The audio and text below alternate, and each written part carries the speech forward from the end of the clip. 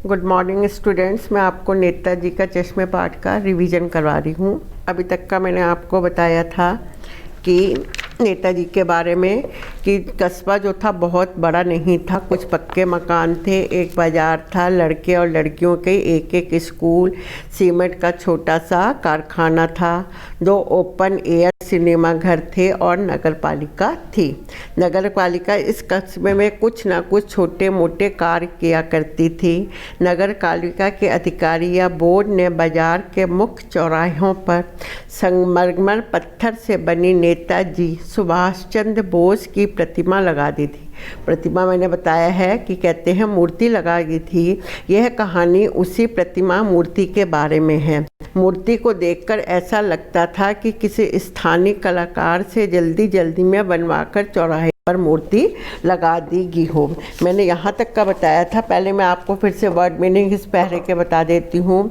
सिलसिला कहते हैं क्रम को, प्रतिमा कहते हैं मूर्ति को, लागत कहते हैं खर्चा, उपलब्ध बचत खर्च कराने के लिए प्राप्त धन, ऊहापोत क्या करें क्या ना करें इसका निर्णय ना कर पाना, स्थानीय उस क्षेत्र में रहने वाला है, कसर कमी, खटकना महसूस होना, पटक देना जल्दी जल्दी बना देना।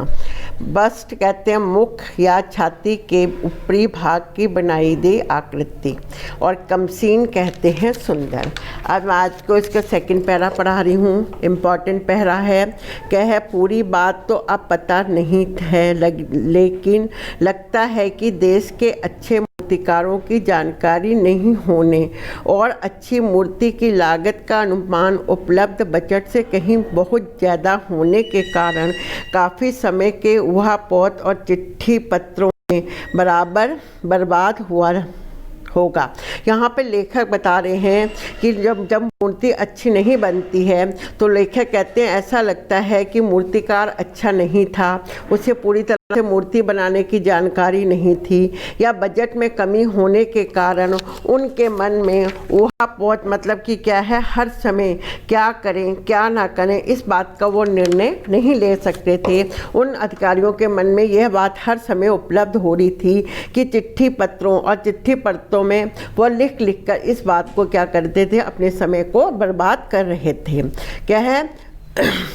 और बोर्ड के शासनावधि समाप्त होने की घड़ी में किसी स्थानीय, ऐसा लगता है कि बोर्ड की जो शासन की अवधि थी वो समाप्त हो रही थी, उसे जितना समय मिला था उस मूर्ति को बनाने का, वह समाप्त होने की घड़ी में किसी स्थानीय कलाकार अवसर देने का निर्णय किया गया कि अवधि समाप्त हो रही थी, कहीं दूर से कोई कलाकार नहीं बुलाया जा सकता था जी, उससे कहा जाए कि तुम मूर्ति बनाओ। इसीलिए उन्होंने जल्दी जल्दी में अपने निर्णय लिया और अपने आसपास से ही स्थानीय कलाकार को अवसर देने का क्या लिया निर्णय, अपने स्थान के जो कलाकार था उसी में से किसी एक को बुला लिया और मूर्ति बनाने का निर्णय ले लिया गया।